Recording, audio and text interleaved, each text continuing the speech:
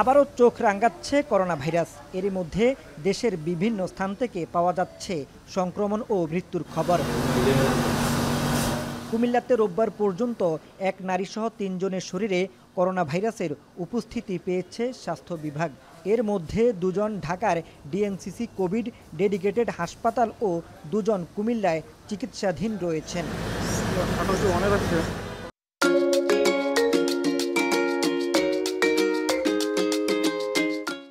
Corona সংক্রমণের খবরে জেলা জুড়ে আতঙ্ক ছড়ালেও তেমন কোনো প্রস্তুতি নেই স্বাস্থ্য বিভাগের।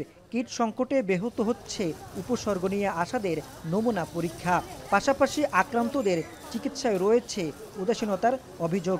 প্রায় দেখা যায় কিট সংকট, তো সময় মতো যদি আমরা কিটটা মজুদ রাখতে পারি তাহলে মানুষের মধ্যে যে একটা উদ্বিগ্নতা সেটা আসলে হ্রাস পাবে। এদিকে দীর্ঘদিন রক্ষণাবেক্ষণের অভাবে আরটিপিসিআর ল্যাব ও আইসোলেশন ইউনিটগুলো প্রায় অকেজো।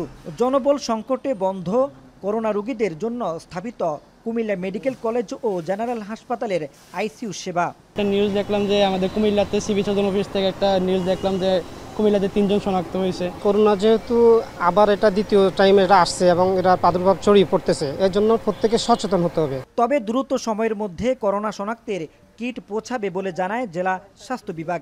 দেয়া হচ্ছে চিকিৎসা প্রস্তুতি সহ বন্ধ আইসিইউ সেবা চালুর আশ্বাস। কিটের যে সংকট ছিল বা সংকট আছে সেটা অতি দ্রুতই সমাধান হয়ে যাবে বলে আশা করছি এবং সরকার এই বিষয়ে পূর্ণ সচেতন যে আইসোলেশন ইউনিট বা অন্যান্য যে প্রতিরোধমূলক ব্যবস্থাগুলো আছে, জনসচেতনমূলক কার্যক্রম আছে, এগুলা যথারীতি চলমান আছে। বর্তমানে জেলায় ৭২,০০০ ডোজ ভ্যাকসিন রয়েছে। ৬০ ঊর্ধ্ব ও অন্তঃসত্ত্বাদের দেয়া হবে এই ভ্যাকসিন।